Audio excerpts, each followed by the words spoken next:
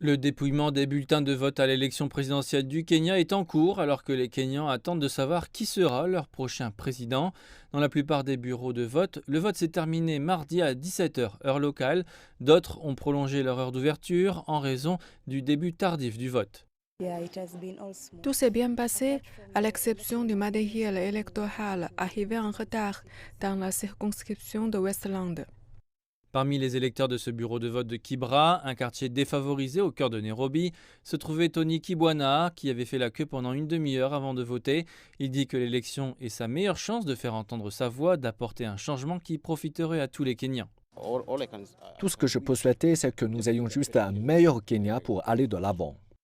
Mais il y avait des inquiétudes quant à la faible participation. Selon la commission électorale à 16 heures mardi, le taux de participation était de 56,7%, soit un peu plus de 12 millions d'électeurs inscrits. Le président sortant du Kenya, Uhuru Kenyatta, a voté dans sa ville natale de Katundu dans la matinée.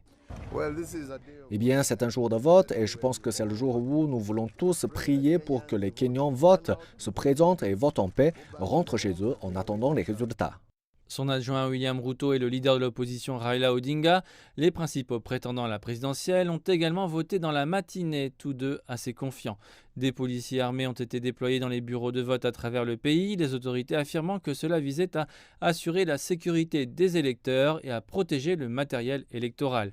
Les élections au poste de gouverneur ont été suspendues dans au moins 2 régions après la découverte d'erreurs sur les bulletins de vote.